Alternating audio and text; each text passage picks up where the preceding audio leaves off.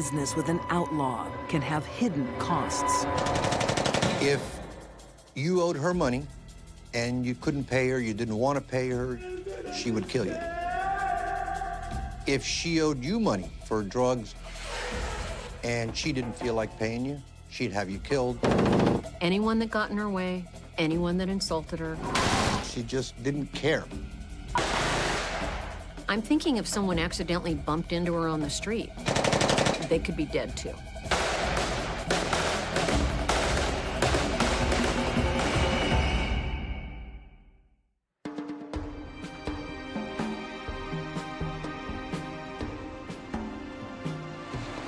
Miami, a vacationer's paradise.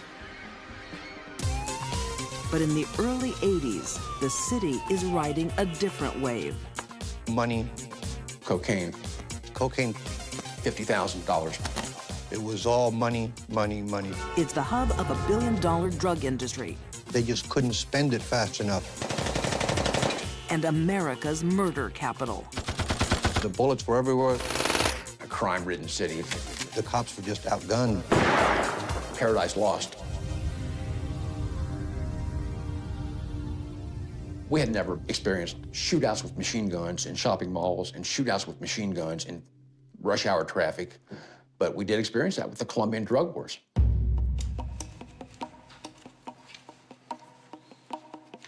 Al Singleton lived through those wars as a cop in Miami's homicide division.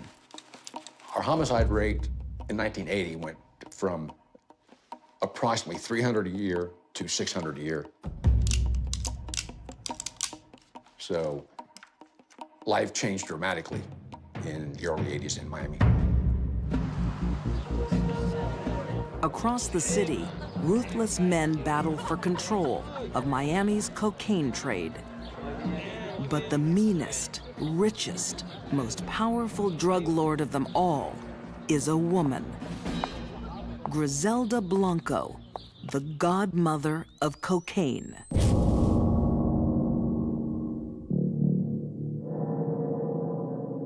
I think Griselda rose to the top of the ultra-violent world of drugs because she was the baddest of the bad, and she was a woman. Before, there had never been a woman with that much power and that much control in the drug business anywhere. The secret of Griselda's success is a total disregard for human life. Over 100 people are murdered by her hand or her order. Hey, look, come here. How did you go? Okay. Don't mess with me. How did you go? For every killing carried out by her assassins, she demands gruesome proof.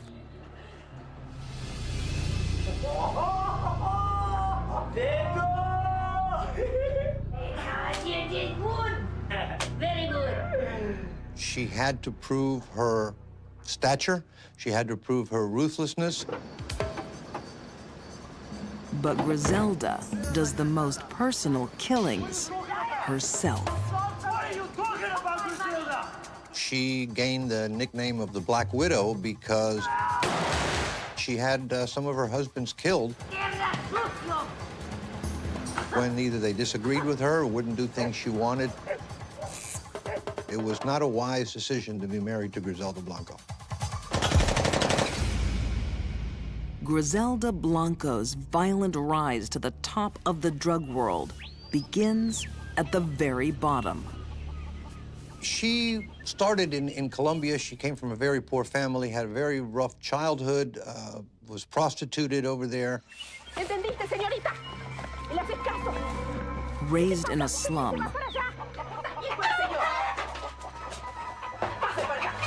she's treated as a commodity to be bought and sold.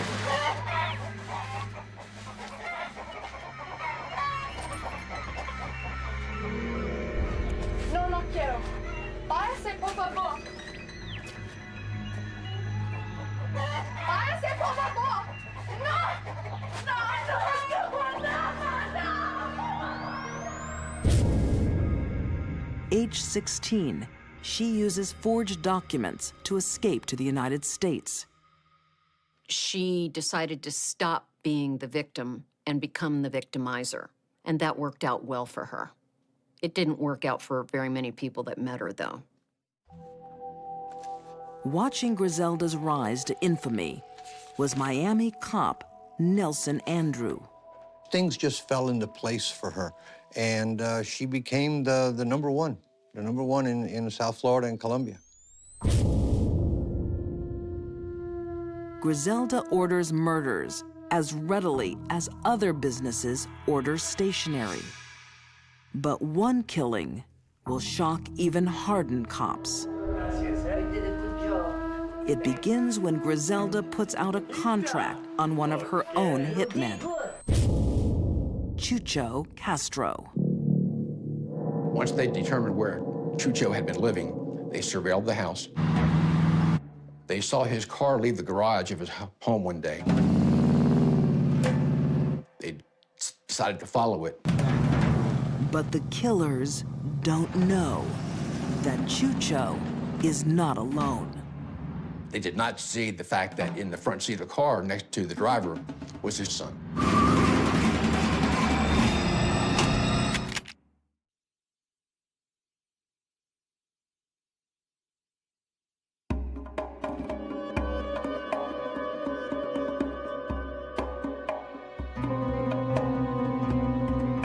Miami, 1982. A city under siege in the cocaine wars. Working Friday and Saturday nights was the hot time. It was going sometimes homicide to homicide. And the greater majority of them were drug-related.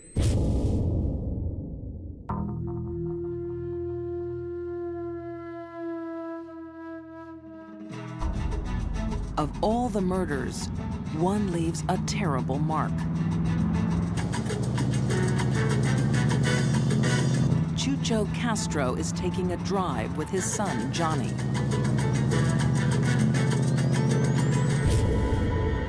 He's unaware he's the target of a contract hit, ordered by the godmother of cocaine, his boss, Griselda Blanco.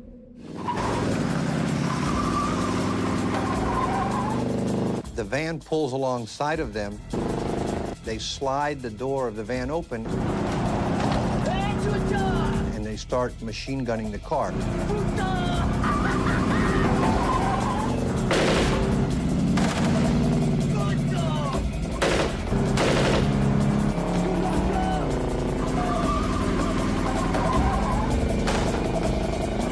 Incredibly, the bullets miss Chucho. His son, Johnny, is not so lucky. He, of course, was hit, and that's how Johnny Castro was killed.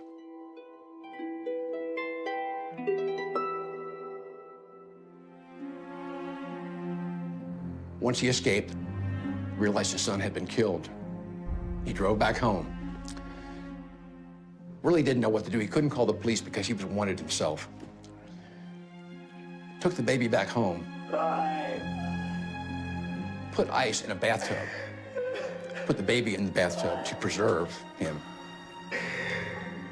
Spent the night crying with this baby.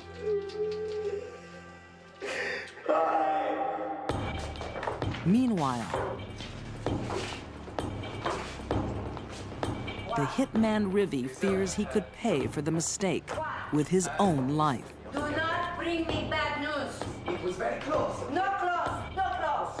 What's the matter with you? You missed. You stupid. Look at the little son. It was an accident. You got the boy. See. You got the little chiquito. See. This is fantastic. Even a cold assassin like Rivy is shocked by Griselda's reaction. Griselda had no feelings whatsoever for the fact that the life of an innocent 2-year-old child was taken because of her order.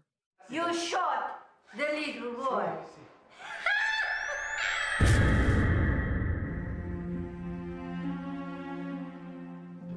I don't understand. It's just a heartbreaking story. And when you think about what a shame it was that this baby had been killed, and the glee that Griselda took in the fact that they were successful in killing this baby, you know, words can't describe how evil this is.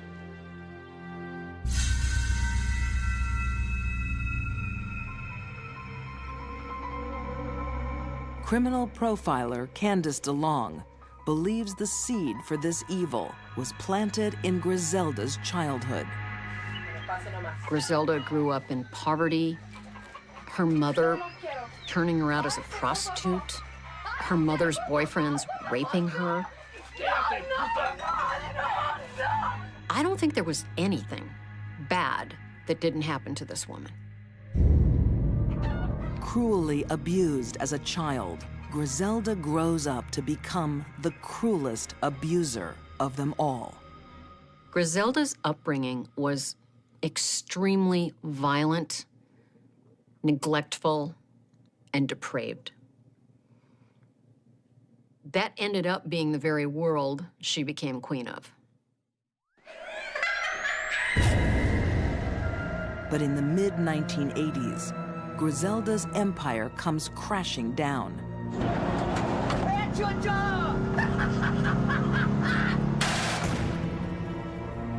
Her hitman, Rivi, is arrested and decides to testify against her.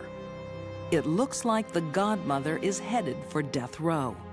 But Rivi is deemed an unreliable witness, and the woman linked to dozens of murders takes a plea bargain in return for just 20 years in prison.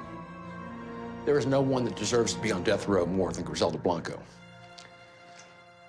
The fact that our case fell apart because of witness problems, to this day, enrages me. Griselda Blanco is released in 2004 and deported to Colombia. Today, her exact whereabouts are unknown. The fact that she has not been killed in retribution by some of her enemies, I will never understand. But that's apparently the situation, and that's just the way it is. And apparently she's living large in Colombia as we speak. Griselda's world was kill or be killed. And if you're gonna be a killer, be the best. And she was.